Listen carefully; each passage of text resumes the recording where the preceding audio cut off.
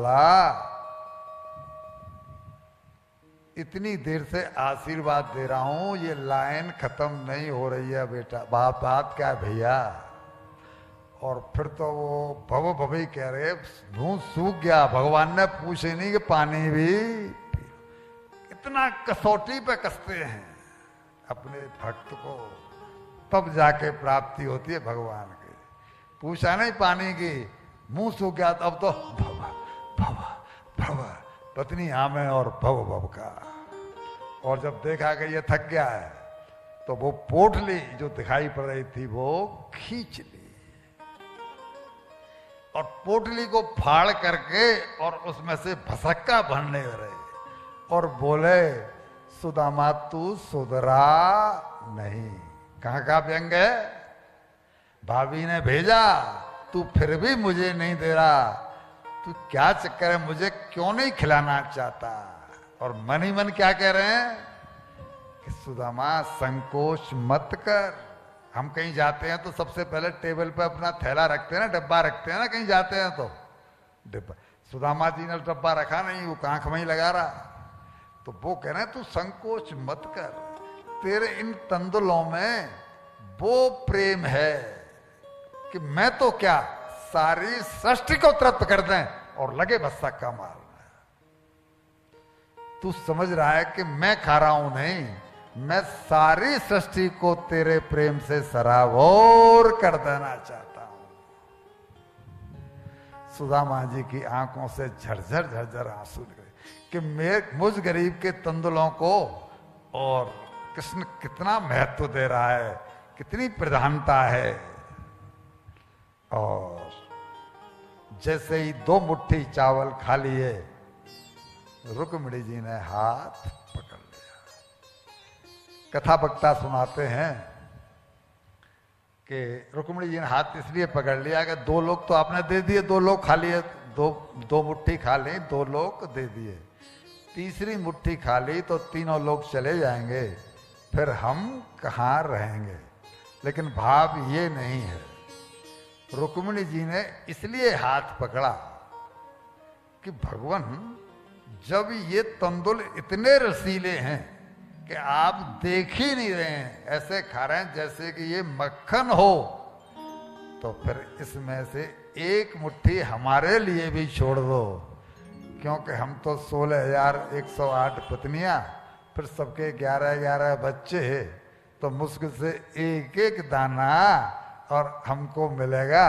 अरे बाबा, इस रस से हमें क्यों वंचित करते हैं? अगर भाभी के तंदुलों में इतना रस आ रहा है तो इस रस को हमें भी पान करना है। ये बात गले से नहीं उतरती है, क्योंकि उनको तो पता ही नहीं है। और सुदामा जी लेने गए ही नहीं है। सुदामा जी को 2 लोग मिले हैं, वो चल पड़ी बात। लेकिन ये है कि सुदामा पूरी बनी है, लेकिन लोग दिए हों ऐसा कहीं भाव होंगे, कहीं लिखा भी होगा, लेकिन अपने गले से बात नहीं उतरती। और हम जिस कथा को जीते हैं उसी कथा को बांसते हैं, उसी को बोलते हैं। जब तीसरा हाथ पकड़ लिया तो बच्चों में बांटने के लिए वो दे दिए कि बच्चों में, पत्नियों में, सब में बंटवा दो उनको। और जिस पानी को उन्होंने पैर धोए थे उस पानी को अपने महलों में छिड़कवाया। अभिभूत हो गए कि मुझे कृष्ण कितना सम्मान दे रहा है। भैया जी वो तो प्रेम के भूखे हैं। मैं रोज कह रहा हूं कि वो ये कहां देखते हैं कि मुझे क्या परोसा गया है। इतना इतना वैभव, और वहां मेरे चावलों के लिए झगड़ा हो रहा है कि नहीं आप मत खाओ, इन्हें हमें खाने दो। मेरे तंदुलों को कितना महत्व दे रहे हैं। हे कृष्ण, ये तुम्हारे लिए ही संभव है, कोई दूसरा नहीं कर सकता। बताइए, सुदामा के चावलों में अक्ल न थी, फिर क्या था? प्रेम था। सुदामा जी अगर अक्ल से काम लेते तो याचक वृत्ति क्यों लेते? दृष्टि मुक्ति पर थी।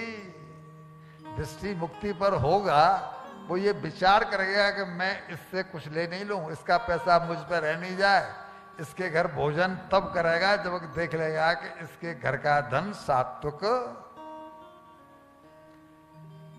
हम कहीं जाए हैं, किसी का भी खा लें, खाने से पहले रिश्तेदारी की व्यवहार की बात तो अलग है, बाकी जगह जगह चौराहे पर भंडारे लग रहे हैं, कहीं कोई जूस पिला रहा है, कहीं पर कोई शरबत पिला रहा है, कहीं पर कोई पूड़ी बांट रहा है, कोई हलवा बांट रहा है।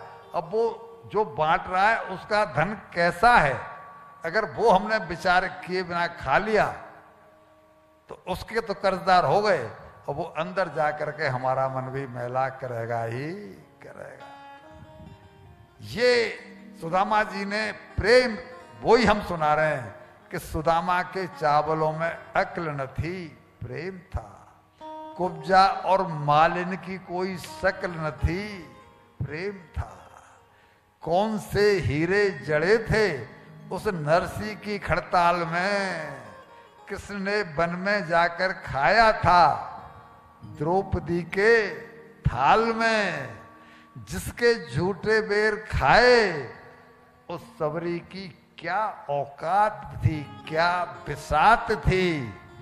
विदुरानी के छिलकों में भी केवल प्रेम की ही तो बात थी। क्या 56 भोग बांध कर लाया था यह फटे हुए रूमाल में, नहीं नहीं नहीं, केवल केवल और केवल प्रेम की ही बात थी। भगवान को प्रेम चाहिए, भगवान को हमसे कुछ नहीं चाहिए। बिंदु